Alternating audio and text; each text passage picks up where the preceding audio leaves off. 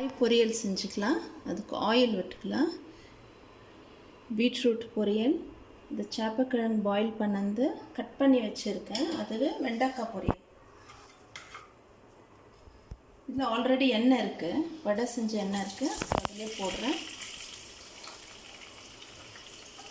ஒன்று வெண்டைக்காய் பொரியலுக்கு, ஒன்று பீட்ரூட் பொரியலுக்கு, ஒன்று கிழங்கு ஃப்ரைக்கு. கிழங்குக்கு ஆனியன்ஸ் வேண்டாம், வெறும் பீட்ரூட்டுக்கு லேடிஸ் ஃபிங்கருக்கு மட்டும் ஆனியன்ஸ் போட்டுக்கலாம்.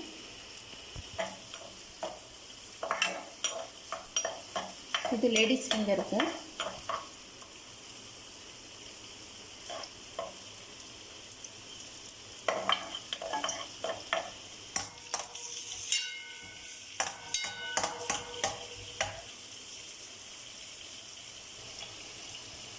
நம்ம இந்த பொட்டேட்டோ சேப்பக்கிழங்கு பாயில் பண்ணி தோல் உரித்து நான் இந்த மாதிரி கட் பண்ணி வச்சுருக்கேன்.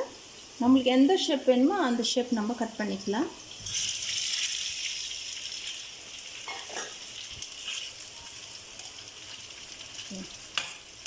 இது ஆல்ரெடி குக் ஆகிட்டு இருக்குது.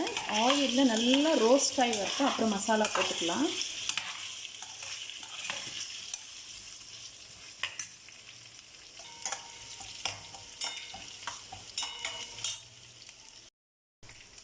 கொஞ்சம் சீரகம் போட்டுக்கலாம். 3 சீரகம் போட்டுக்கலாம். 3 காய் பொரியல் இருக்கும்.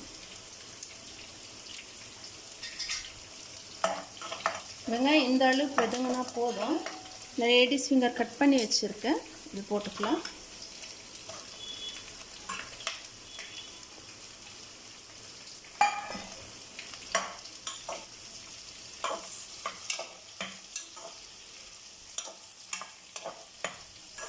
மஞ்சள் தூள் போட்டுக்கலாம்.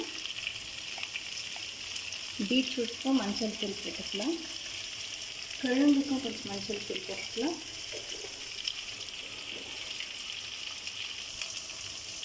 சில்லி பவுடர் போட்டுக்கலாம். தனி மிளகாய் தூள் வீட்டிலே அரைச்சி மிளகாய் தூள் பீட்ரூட் போட்டுக்கலாம். இந்த கிழங்குக்கு நான் கொஞ்சம் அதிகமாகவே போடுறேன்.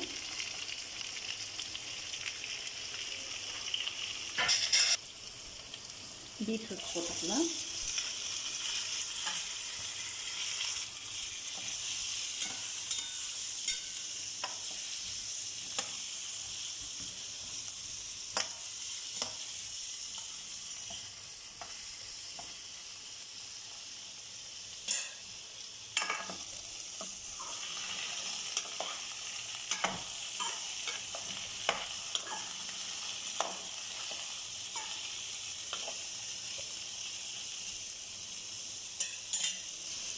கருவேப்பிலை போட்டுக்கலாம்.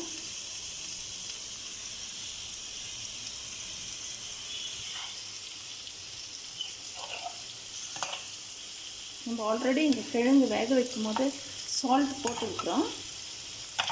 இது நல்லா ஃப்ரை ஆகிட்டு பிறகு நம்ம இன்னும் கொஞ்சம் லைட்டாக சால்ட் ஸ்ப்ரிங்கிள் பண்ணிக்கலாம்.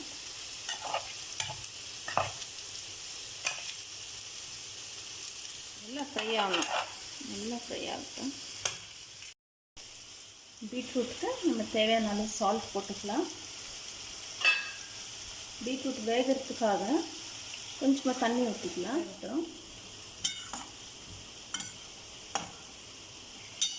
பீட்ரூட் வேகட்டும். காய் பொரியலுக்கு கோகோனட் கிரைண்ட் பண்ணிக்கலாம்.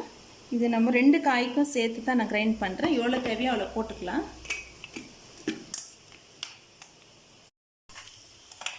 நம்ம பொட்டேட்டோ ஃப்ரை ஆகின்னு இருக்குது. இது நல்லா இந்த மசாலாலாம் இந்த தவாவில் எப்படி பிடிக்கிற மாதிரி இருக்கணும். அப்போ தான் இது நல்லா ரோஸ்ட் ஆச்சுன்ற அர்த்தம். இப்போ இதில் நம்ம கொஞ்சம் கருவேப்பிலை போட்டுக்கிறேன்.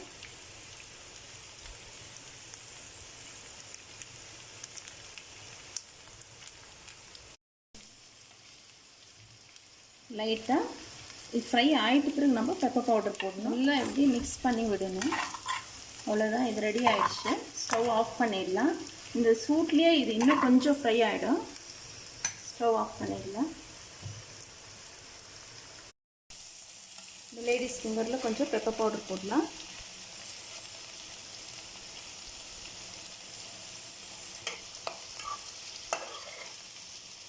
இன்னும் சால்ட் போடல லேடிஸ் ஃபிங்கரில். ஏன்னா இது நல்லா வதங்கிட்டு பிறகு அது குவான்டிட்டி கம்மியாகும். அப்போ தான் நம்ம சால்ட் போடணும். நம்ம பீட்ரூட்லேயும் கொஞ்சம் பெப்பர் பவுடர் போட்டுக்கலாம். மிக்ஸ் பண்ணிக்கலாம். நல்லா இது இன்னும் கொஞ்சம் குக் ஆகணும். ஓகே, இன்னும் கொஞ்சம் குக் ஆகட்டும். லேடிஸ் ஃபிங்கர் நல்லா வதங்கிடுச்சு. இப்போ நம்ம சால்ட் போட்டு இன்னொரு 2 minutes நம்ம விடலாம். இப்போ ரெடி ஆகிடுச்சு லேடிஸ் ஃபிங்கர். சால்ட் போட்டதுனால இன்னும் கொஞ்சம் ஒரு 2 minutes அப்படியே ஃப்ரை பண்ணி எடுத்துடலாம். நம்ம கோகோனட்டு கிரைண்ட் பண்ணிட்டோம்.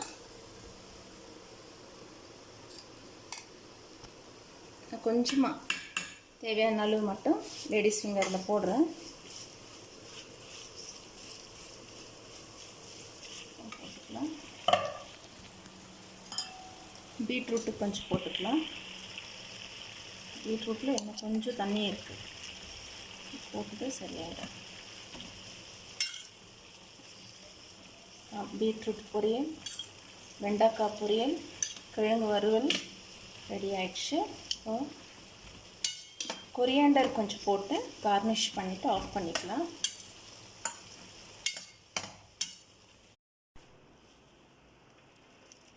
வெண்டைக்காய் பொரியல் எனக்கு ரெடி ஆயிடுச்சு.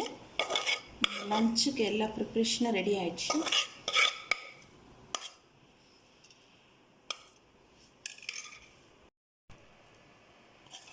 நம்ம கிழங்கு ஃப்ரை பண்ணது ரெடி ஆகிடுச்சு. அதையும் வேறு கண்டெய்னரில் மாற்றிக்கலாம். இது பாருங்கள், நல்லா அந்த மசாலாலாம் எப்படி நல்லா ஆயிலில் இப்படி ரோஸ்டாகி இருக்கணும். அப்போ தான் அது டேஸ்ட்டு.